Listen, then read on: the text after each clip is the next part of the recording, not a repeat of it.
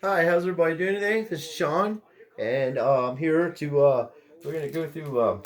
I came across a few of these packs, so I got one of these packs, and during last year at the Dollar Tree, I bought a few of these packs. So I've always put stuff aside, like I hold packs and stuff. So I had like bought like 10 or 15 packs of these, and then just recently I found these not too long ago. So there was like 4 packs. So I bought those 4, and we're gonna open these. I've seen some videos, people pulling some pretty cool stuff out.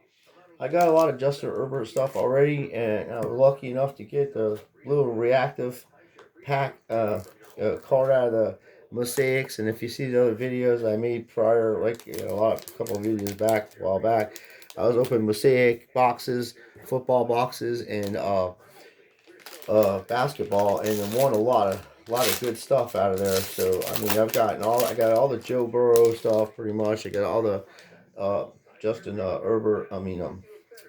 Joe Burrow and Justin Herbert stuff. So I've been doing pretty good. I've been pretty lucky. So these cards are pretty cool. I've seen some people open them up. That's what they look like. That's the base card. Goodwin. I got a few of his autos when he played for San Francisco. They let him go, and he ended up going to Tampa Bay. And I have a few of his autos. He's pretty cool. Good player. So I like the base. And then there's Tyreek Hill. This is a very cool set. I have a binder of these cards, all yellow, and the inserts and all the rookies from 2019 on up to present time. So these are what they look like. And then my man here, one of the great trades that the Steelers have done in years. It reminds me of the Jerome Bass trade. This dude's the real deal. He's even wearing Darren Perry's number, or Cornell Lake, I'm sorry, number. So that's pretty cool. I have a Steeler binder, so I put that stuff in there. And then we got Odell Beckham Jr., which is pretty cool. Like I said, there's some pretty cool base cards in here. I like how they did it. And then the foil cards, you'll see a difference. I have a Kyle Murray foil, a green, the green, the gold, and there's another variation. I forget which one it is. I'll show you guys later though when I go through my cards. I just got one touches, so I put all my Tom Brady autos and stuff in the one touches, and move some stuff around because they're newer one touches. There's one touches out there that you can actually use a one penny sleeve in. It fits perfectly, and it's actually made that way. So I bought them to check them out, and it's really cool. So their green card is Julian Edelman. It's a pretty cool card. That's the green foil. You can see him, little insert. And then we got our boy from Jacksonville, Gardner. He's pretty badass, isn't you? I don't know what Jacksonville's trying to do there. All these are going to go on in penny sleeves. So our upside down card is Jeff Glanny. Hopefully that's an auto. Nope. But these are special inserts for rookies. They're silver inserts, and this green. So that's a cool rookie. It's a good card. And Minnesota's got a good offense. So this guy should have some pretty good stats. As I said, these will all go into one touches. I'm sorry, penny sleeves. And we got our boy Joe, my man Dan Marino, flashback times. They seem pretty good. And this is why I wear gloves, because there's foil, there's foils in here. And as I said, all these will go in penny sleeves. I just didn't want to sit here and have you watch me. Oh, this is a nice one too. I got a freaking mark on it though. See, Michael Thomas, stargazing. That's a cool one. I like that one. These are some really sweet inserts. And we have for rookie Josh Ursh, man, out of Michigan, huh? When I was living in Ohio, that is some funny stuff going on there. When the Before they play in Ohio, they will go around. The people will go around, and they will mark out all the M's and all the signs with tape, and they won't even mention the word Michigan. I'm a Notre Dame guy, so it's kind of funny. We kind of have similar rivalries. And then we have Montez for Washington. That's a pretty good rookie. He's a good player. Then we have Gabriel Davis. It's another nice rookie card for Buffalo. He's a good player. And we have Trevor Diggs. It's a cool card. It's a nice rookie. And then we have a really badass rookie. I think this dude's an awesome player, and I'll take him all day long. He is a great running back, and his stuff is pretty reasonably priced. And here we go. Kyle Digger. He's a good player. And Kevin Danovey is another good player for Baltimore, the Ravens. So we got some pretty good rookies. These are all going painstays, as I said. And let's get into these. We're looking for, of course, Joe Burrow and Justin Herbert and Tua and Tom Brady and Patrick Mahomes. And I was going to tell you, the way things are going right now, I don't really like getting political or anything, but we're going to be heading for some serious taxation coming our way. So, as I was saying before, there's a lot of channels out here, and they just started doing this. They've been maybe on here for a year or two, if the most, some of them. And they're just, they're trying to tell you what cards to buy and, what things to go after and things like that. And they really don't know what the hell they're talking about. A lot of these people, they're just grifting you because they have a lot of money invested in PSA, and they have a lot of money invested in these cards, and they don't know what the hell they're talking about, a lot of them. And they're telling you to go after this, or this is going on in this industry and stuff like that. And they're hiding the fact that we're really seriously, you have to be very, very cautious on how you spend your money if you're even going to have money to spend. And personally, I would be going after number cards and prisms and hollows, things that are short print. These cards are mass production. We're in another junk wax era. It's just a lot and lots and lots of these cards being made. And when you see these big sales, don't get suckered into what's going on, because what's going on is the tier 1 buyers are selling to each other. They're selling each other's cards to each other and driving them, certain cards up in the market to get people to go out there and buy these cards.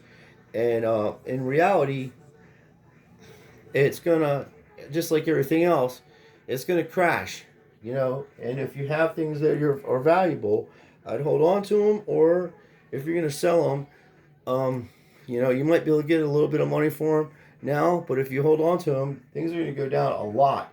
People are gonna be trying to give their stuff away pretty much on eBay. It's already happening. All the big cards are going down in value, and as I said, just because LeBron James cards sold for the most money, these people are buying the cards off each other, and they're tier 1 buyers, and they have a limited amount of money. But that's going to come to a grinding halt, as I said, because the new tax laws are coming, especially for people that are making $1 million and stuff like that, which are a lot of people on this channel that are rich like that. And they're coming off like they don't have the money like that, but they do have the money like that. They got, take loans out on their houses and stuff like that to buy these cards, or they got unlimited unsecured credit cards, and they go out and do all that. They're going to be taxed out of existence. And all those cards that you're seeing right now, they're being sold between each other. They're tier 1 buyers. I've been in this game for a while. I've been collecting since 1978, and I know what the hell is going on.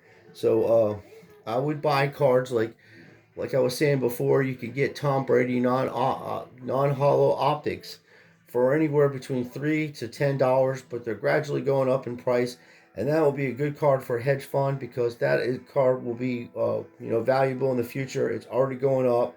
It's going to be like the 2016 card of the optics, his first appearance, but it's going to be a lot more money than that, because the man won the Super Bowl in Tampa. This is a really cool card and nice yellow insert. These yellow inserts only come from Dollar Tree, so that's cool. They're short prints.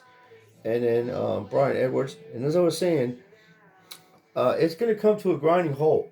So if you do have a little, like people that are making just a little bit under big time money like that, won't be, You think it may not affect you.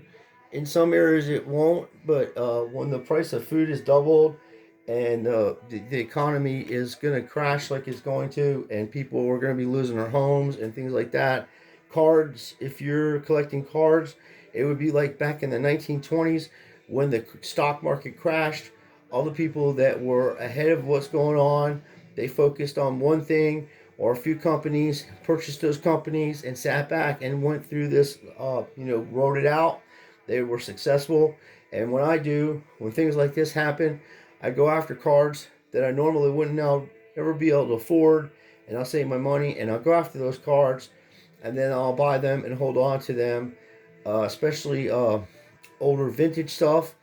And then the newer stuff, I go after numbered cards, hollows, optics. Optics are the best, in my opinion, are the best investment to go after, especially with Tom Brady, Patrick Mahomes, and guys. Those two guys are the only two guys I am going after at this moment as far as cards. And if I come across a Justin Herbert or Joe Burrow at a reasonable price, I will go after those guys. But after all the stuff that's happening with Deshaun Watson, you have to really pick the players and who you're going to go for, because some of these dudes, even some of the guys that are coming out in the draft, they're going to be a big target on them. And if they don't behave themselves and watch what they're doing, they're going to end up in the same situation that Deshaun Watson's in. And all the stuff that you collected from Deshaun Watson is going to be completely worthless. It'll be like having Michael Vick rookie cards and autographs and stuff like that. They're cool cards, but they ain't going to be worth much money, and you're going to lose a lot. So when you pick players to go after, you want to go after guys that are established, that have never caused any problems in college or anything like that, or have any, in regular life. Derek Jeter's one of them guys. Ken Griffey Jr. is one of them guys. Tom Brady's one of them guys. Joe Montana's one of them guys. Michael Jordan, guys like that, and ladies that are not into politics and or even into getting into trouble, those are the kind of people I go after. And one of my favorite players isn't. I like Justin Jackson. I think he's a stand-up guy. He's been on Twitter for a while trying to get Medicare for all and get people a lot of help, at his own time. Yeah, he's a terrific player. I don't think they use him correctly, and he is a terrific person, a good human being. So I collect his stuff. I've been collecting his stuff for a while, and now that I have gotten to kind of see how he is as a person and how he carries himself, I think he's the ultimate pro in football and in professional sports. And he's really out to help the American people, and he's really about, he's just a super nice person, from what I have seen and how he carries himself. And he's been on the Jimmy Dore show quite a few times, and I like listening to him and his philosophical approach on life and how he conducts himself. So that being said, as I said, there's many channels out there. You got guys that are stockbrokers, and they're acting like they know what they're talking about. They don't. They don't know what the hell they're talking about. They're just trying to sell you dreams. They're dream sellers. There isn't this big thing going on in the hobby where they're trying to inflate it to where, oh my God, this card sold for this much, and this grading card company's doing that, and this is doing that. What I would do personally, and what I am doing, is I would buy one touches, put all your high end stuff in those one touches, hold on to this stuff, let this whole thing get sorted out. Before you send any cards into PSA or anything like that, unless you got something like a Patrick Mahomes hollow rated rookie or some big end card, and you can afford it, that you can spend the $300 to get it back, or however much it costs, that would be stuff I would be doing. And then every grading card company, even the crappiest grading card companies, have skyrocketed in price because they know this whole thing is going to come to a grinding halt soon. People are not going to have enough money to go out and buy cards. They're not going to have enough money to even buy bread at the way things are going to go. So I'm not a doomsayer. I've lived through